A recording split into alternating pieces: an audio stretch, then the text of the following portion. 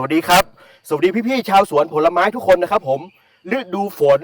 มากับเชื้อรานะครับผมอันนี้คือลักไล่ฝาเขียวกำจัดเชื้อราครับพี่ๆครับโดยเฉพาะพี่ๆที่เคยใช้เอนคีเลตพีคีเลตเคคีเลตแล้วผสมยาฆ่าเชื้อราไม่ได้เนาะมันต้องฉีดแยกนะครับผมตอนนี้มีให้แล้ว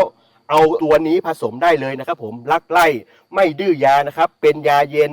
สามารถผสมเคมีพันธุ์อื่นๆได้ทุกชนิด ตัวลักไล่นะครับพี่ๆฉีดพ่นทุกๆ5-7 วันครั้ง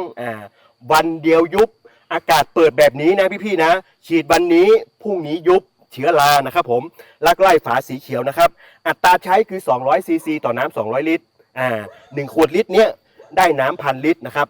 ถ้าพี่ๆต้องการโดสเข้มข้น1ขวดลิตรนี้ผสมน้ำ500ลิตรอันนี้สูงสุดเข้มข้นจี๊ดแล้วนะครับผมปกติก็คือ1ขวดลิตรผสมน้ำ1,000 ลิตรนะครับฟรีค่าส่งเก็บเงินปลายทางทั่วประเทศครับพี่ๆครับลักไล่ฝาสีเขียว